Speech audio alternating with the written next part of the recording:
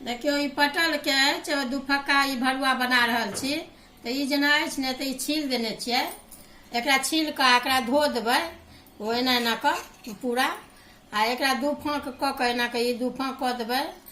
आ दू फाँक कऽ के ने ई कनी कनी कट एना के लगा देबै ई एहिमे किनारे किनारे। ई कनी अथी जकाँ रहै छै कड़ा जकाँ से अहाँके मुलायम भऽ जायत।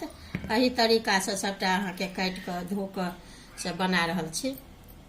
देखियो ई सबटा ई छील के धो के काटि लेलहुँ हैं दू फाँक।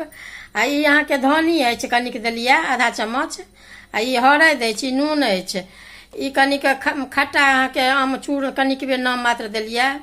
आ ई लहसुन प्याज अहाँ दियौ नहीं दियौ अपना मर्जी पर है। ई लहसुन के पेस्ट है। आ ई कनि गरम मसाला अछि, ई सब्जी मसाला अछि, मिरचाई अछि। तो ई सबटा ई हींग कनि एहिमे हैया गरम देलियै लोहिया। तो ई हींग पहले कनि हम दऽ दै छियै। अब ई सबटा एहिमे अहाँके ई मिलबै छी एके बेर सबटा सानै छी।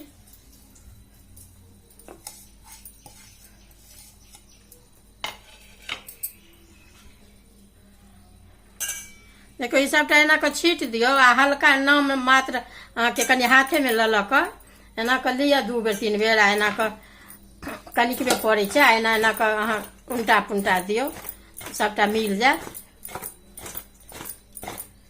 सब सब्जी के सबके स्वाद सब रंग रहे छै। देखियो सबटा में मिल गेल। अब ई एके बेर दऽ रहल छियै।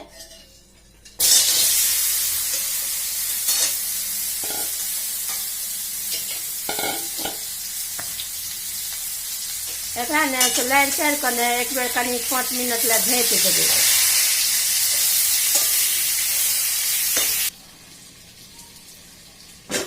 देखियो ई अहाँके ई दू चारि बेर देखियो एकरती तेल नहीं है।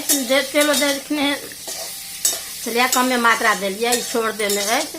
तो एहि टाइप के भऽ जायत कनि अलसा जायत ने तो झपबै नहीं। आब अहिना कऽ कऽ से भेल जायत आ ओकरा निकालने जायब।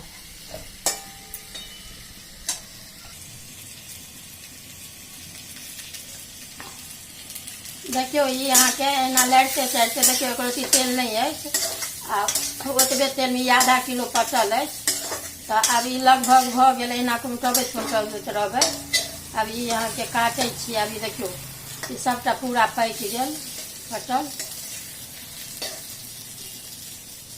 सबटा देखियो जेना भरुआ कहै छै तेना सबटा में अपने मसाला भरा गेल छै।